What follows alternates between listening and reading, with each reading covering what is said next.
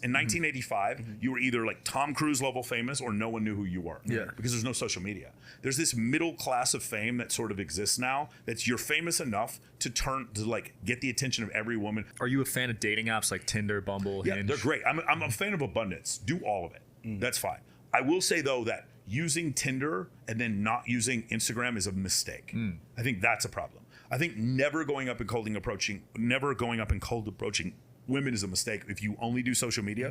But the thing that you're going to find is like, if you actually have like a decent presence on social media, on YouTube or Instagram or whatever, when you go meet a girl, They already know you. they already know. Yeah. Or like, I'll tell you right now, like the number, since I started this podcast, which has nothing to do, like, it's really interesting. On the podcast, sometimes I'll talk about aliens or like the war in Russia. Yeah. And I'll have women commenting, like sending me heart eyes or like, I miss you.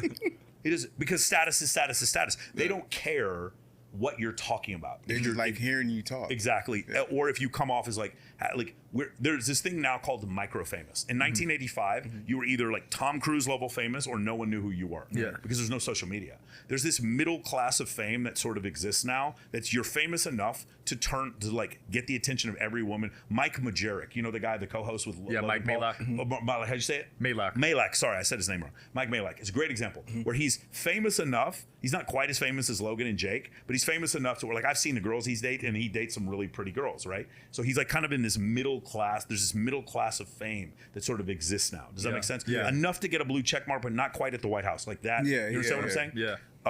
One of my favorite, do you guys know who DJ Irie is in Miami? Yeah. DJ Irie is great. He's friends with Dan Fleischman. DJ Irie is the perfect level of fame. DJ Irie has LeBron James and probably Barack Obama's number in his phone, but he can still walk around without security.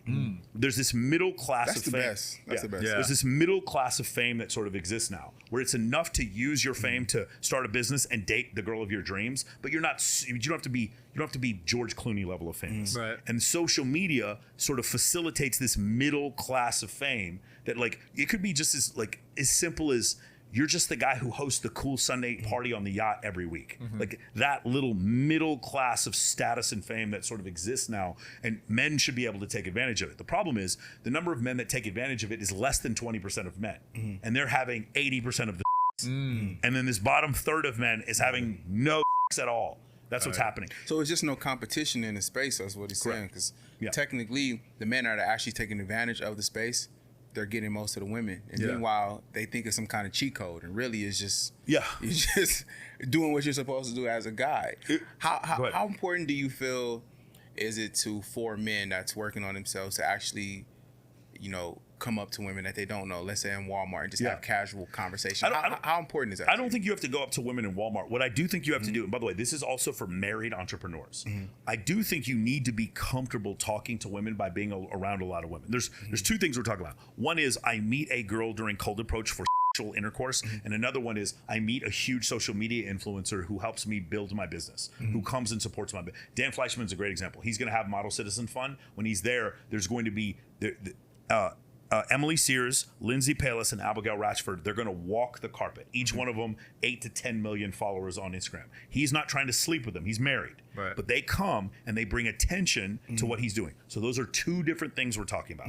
The difference is, though, being friends with Emily Sears, Lindsay Palis, and Abigail Ratchford, when you go into a party with them, every girl is staring at you.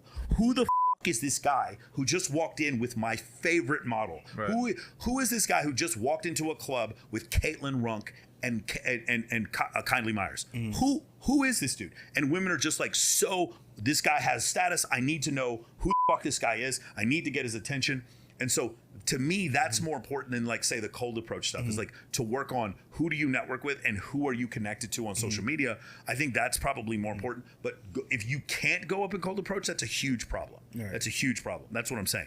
What I'm saying is when it comes to return on investment, being able to go up and talk to strangers is helpful. Right. Being better online is actually so much more scalable that to me, I think people are not spending enough time working on that. 100%. It makes it a lot easier when you have an online presence, so strangers know you, so nobody's technically a stranger. It's your office, right? So if you go into you go see a personal injury attorney and you walk into the office and then there's like a wall missing and there's no carpet on the floor and there's like 2 legs missing on the couch and he doesn't have a desk in front of him, that's what it looks like when your social media is bad. That's what it looks, because women are like, who is this guy? Because we ask girls all the time. One of the first questions I ask, you met a super hot guy in a club. What's the first thing you do? It's always the first thing, guys. What is the first thing they always do, guys? What is it?